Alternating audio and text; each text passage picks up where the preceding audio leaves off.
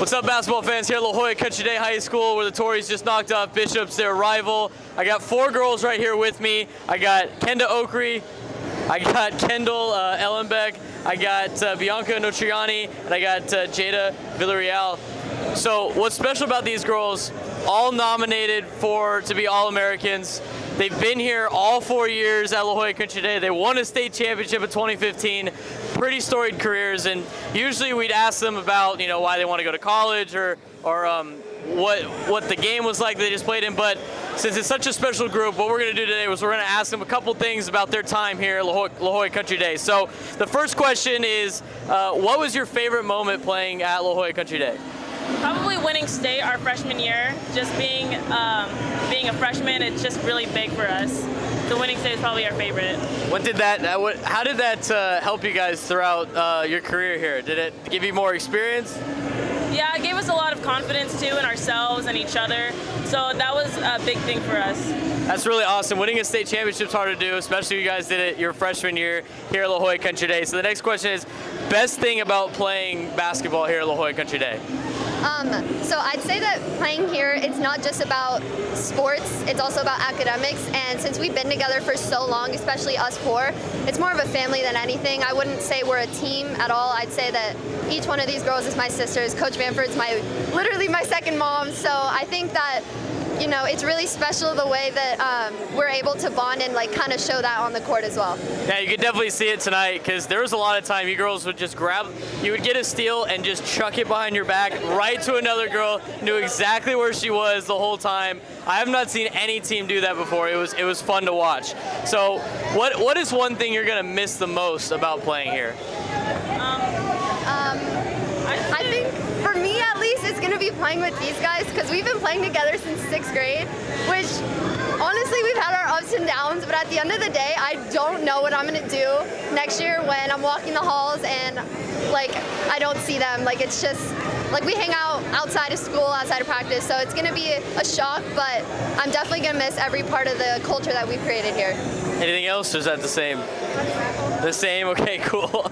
So you girls are all going to different programs to play college basketball: USD, UCSD, Washington St. Louis, and then Cal Poly Pomona. So what are you guys most excited for when it comes to playing college basketball? I'm most excited for the competition and taking my talent from Coach Bamford and excelling it to the next level, because really it's what we wanted to do. It's our dream since 6th grade all together, playing together. It's been our dream to play college basketball, and so now that we get the chance to do that, it's amazing. Yeah, what a great accomplishment. Again, you guys all won state. You guys all get to go play at the next level. It's such a cool story. So last question, there's a lot of young girls on your team too that are also very good at basketball. You have the experience. What is one thing you want to tell them before you leave? I just want to say that to the kids coming into Country Day, our program is about working hard. You need to continue to work hard. You need to continue to reacting to tough situations, and just keep your trust in your teammates and your Coach Bamford and yourself, and just continue to work hard and have fun when you play. Well, this wasn't your last game. You guys got San Marcos tomorrow, but then you also have the playoffs. I know you guys are going to be fired up and ready to go for that. La Jolla Country Day is the best team in the county according to our rankings. You got to come check them out throughout the playoffs as they try to make a run for maybe 2 state championships in their 4 years here. For more information on La Jolla Country Day, Haseen caught up with their head coach. How you doing, basketball fans? This is Haseen Williams catching up with the legendary Coach Terry Bamford after a big win over league rival, crosstown rival Bishops. Coach, how you feeling after a big win? It's really exciting this year that we've had a great team, and we haven't gone undefeated in the league in a while. So we had our undefeated league championship tonight, and really excited for the girls. So obviously you guys were dominant with a very large margin of victory, but it's still a big rivalry. So talk about how, you got to throw the records out when you guys get together because of the history of these 2 programs. Bishops, they're our rival, and no matter what the talent level is, it's always a game, so we always have to really prepare and be ready for them. The emotions of that big rivalry is important too, So I thought the kids did a great job tonight executing, and the young kids coming off the bench really shot the ball well for us and played well, so yeah. I think they've struggled with your full court pressure. You guys were able to force a lot of turnovers early, which led to easy offense. What was kind of the strategy with your defensive pressure up front? Yeah, we run this full court trapping press, and we try to deny the ball back. And I thought the girls did a really good job. I mean, you know, the up court's open, but, you know, we were kind of taking it away. And I think this year that's our strength and maybe Bishop's weakness, you know. Through 3 quarters, you guys had 50 points and no one had double digits. Talk about how good it is to have a team that shares the ball that well. Yeah, we talk about this all the time. So you know, they did a triangle and 2 to try to stop 2 of our best players, and then the other 8 stepped up and were hitting threes and knocking down shots. So it's hard to pick a player to guard on our team. Yeah. So this game was great, but I want to go back to last Saturday. I was there when you guys played Mount Miguel. That was one of the most physical games I saw. I felt like you guys, both teams really stepped up, and even though the refs were really letting you guys play, you guys kind of adjusted. Talk about the physicality of that game last Saturday. Yeah, it was really physical. We've been in some really physical games. We played Etiwanda, Windward, you know, Bishop O'Dowd. So the kids, they know, you know, when it gets physical, they have to be really composed. They can't rush. They got to wait for screens. And I thought the 4th quarter, they were really tough and really composed. And I thought that was the difference in the game. So you guys got a huge game tomorrow, another top 10 team, another team that's projected to be in the open division against San Marcos. What are your thoughts about that game tomorrow? Yeah, you know, they've got height, they've got speed, they've got shooters. You have to prepare for them. So we're not taking them lightly. We're going in prepared tomorrow for a battle. Last question, your seniors, we talked to them earlier, their last home game. Just talk about what they've meant to this program. State champions as freshmen, a bunch of league titles. Just talk about their legacy, that senior group you have. Oh my God, their leadership. They've started kind of in my program since the 5th grade, right? And they came in as freshmen here together. And all 4 of them work really, really hard. Their goal is to go to college and play. And their leadership this year has been amazing, you know, on and off the court. They're scholar athletes, and they just, by example, they lead, and they've showed the younger kids this is what our program's about, this is how we act, this is what we do, and it's just been amazing having them. So I want to say congratulations on a great season this far. Good luck tomorrow, and good luck headed into the playoffs. Hey, thank you. Thanks for coming out. How cool is that? Those 4 girls have been playing each other since 6th grade. Such a crazy story. You can tell by the way they interact in the interview, the way they play on the court, that their cohesion, the way they get along on the court has trickles to on the court play. The way they feed off each other, it's almost cerebral. They don't have to talk about things; they can see it. So that cohesion thing that they have is real, and it's evident by the way they play on the court. All 4 of them are going to college. It's such a storied program here at La Jolla Country Day. When it comes to girls basketball, we're in the Hall of Fame right now. We see the Candace Wiggins Shrine. We see the Kelsey Plum Shrine.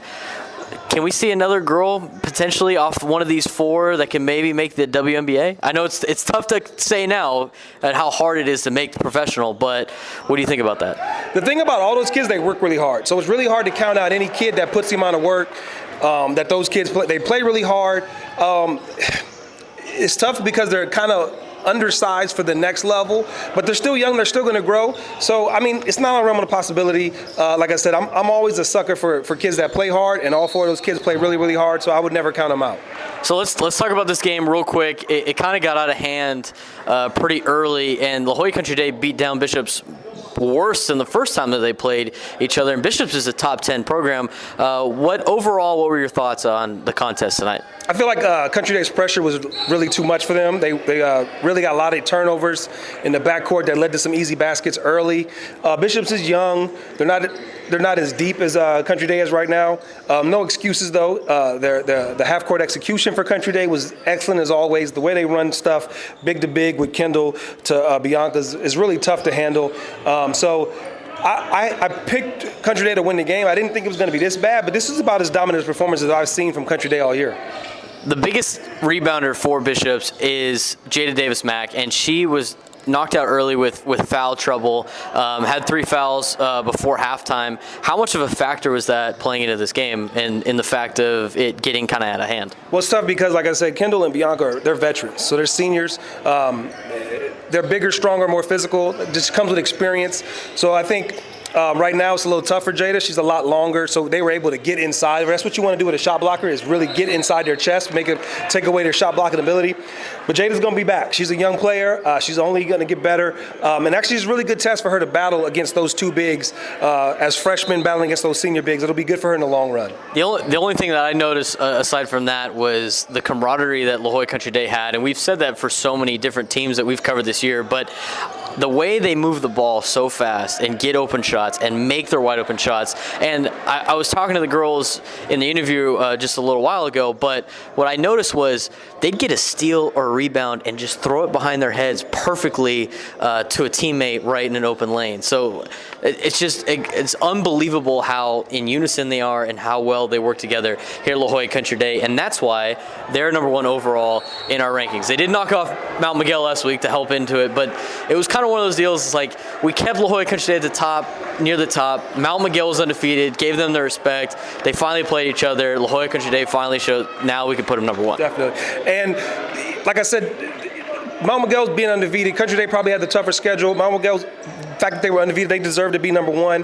Head-to-head is always the biggest indicator of a who's better team, and that obviously in that game. That was one of the most physical games I've seen in a long time. I love that it was a situation where the refs were letting them be physical, and the kids adjusted. I talked to Coach Bamford about that. They didn't complain, they didn't whine, they just adjusted and played physical back. So that was a great test. That's a game that we might see again come playoff time. So that's number 1 and number 2, La Jolla Country Day and Mount Miguel. So we'll start from the top and work our way down. 3, Santa Fe Christian, Mission Hills 4, San Marcos 5. Not really too much change right there. No, I've actually seen San Marcos and Santa Fe Christian a little too up close. They both of those teams, we were on the wrong side of the game with those two schools. Great programs, great coaches. The way the projections are lined up, it's crazy the matchups that we can see in the first round between those top 5 teams. The way our rankings are listed right now kind of falls in line to how those top 8 seeds might fall for the open division. So it's going to be fun. So that's the top 5. Let's get into 6 through 10 here.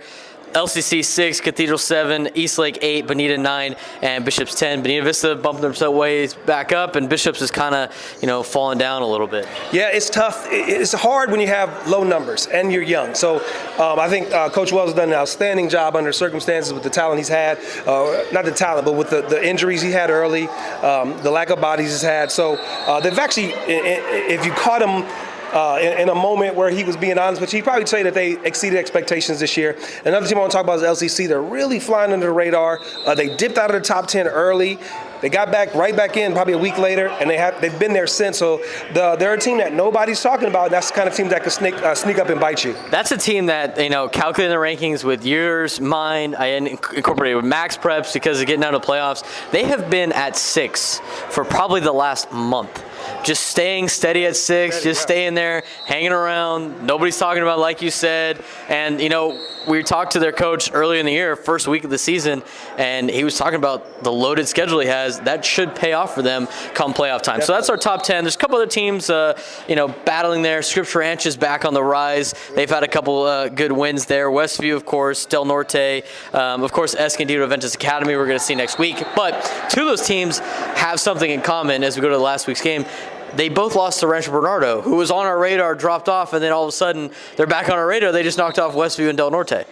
Really impressive. We saw them against Torrey Pines about 3 or 4 weeks ago. Torrey Pines, handled them pretty much. So those are probably 2 of the best wins that a team has put together, especially for a team outside of the top 10. I talked to the father of point guard Lolo Reynolds, super proud. So they got one of the best coaches in the county, Kyle Williamson. He's done a great job. You mentioned Scripps. Those 2 teams, they were in the CIF championship last year and lost everybody. So those are 2 teams that nobody really expected from. So it's a testament to 2 great coaches in Kyle Williamson at Rancho Bernardo and James Stewart at Scripps Ranch. Escondido Adventist Academy is another team. Real quick, I just want to talk about. They went 4-0 last week, and they're kind of hanging around. They're trying to crack the top 10, not yet, but that's a team that might be able to take down D3 pretty effortlessly. They are 21-1 or something crazy like that. So just want to give a shout out to them. Also want to give a shout out to Imperial. They're 21-5. We're gonna pick one of their games here in just a little bit. Out in the desert, we don't show them as much love out there. But let's get to the picks. You're completely kicking my butt. I mean, it's not even close. I look at my record, it's 16-8, including the game that just happened. We both picked that game correct. 16-8, not bad. Ordinarily, I'd probably be near the top. And this thing, I'm in last because there's only 2 of us, and he is 22-1. I can't even remember that one game you missed. You remember that one game you missed? It was Tri-City and somebody beat Tri-City. I was wrong. Escondido Adventist Academy beat Tri-City Christian 51-50. You lost by a point. You could be 23-0 right now, and you lost by a point. That's incredible. Why even pick these games? I try to make a comeback and I can't. So let's get into it. Next Tuesday, we got a couple of games in the city. Morse at Point Loma. Morse is 15-9. Point Loma 16-6. Two teams that we don't ordinarily talk about too much. Definitely, and there's two kids on those teams that have kids that we need to talk about. We mentioned Sadie Heckman a couple podcasts ago.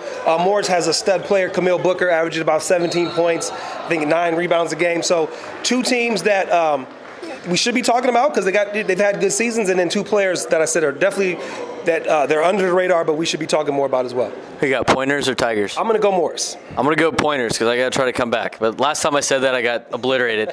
The other game on Tuesday, Madison at Hoover. Madison's been on the rise recently, and they've been able to hang with some teams. And I know a couple weeks ago you said, "Oh, look out for Madison," and now here they are, 16-5, taking on Hoover, 11-7. I'm gonna take the Warhawks. Who do you got? I got Madison too. They've been my pick for D5. So shout out to Coach Milton. I've been riding that bandwagon for a while. Sounds good to me because every game that you pick and I pick the same, I usually get a win. Thursday of next week, Mar Vista and Chula Vista. Battle of the Vistas down in the South Bay, 17-5. Mar Vista taking on the Spartans that are 14-10. To be honest, I've seen Mar Vista up close. I have not seen Chula Vista. Obviously, been following their schedule, know their record.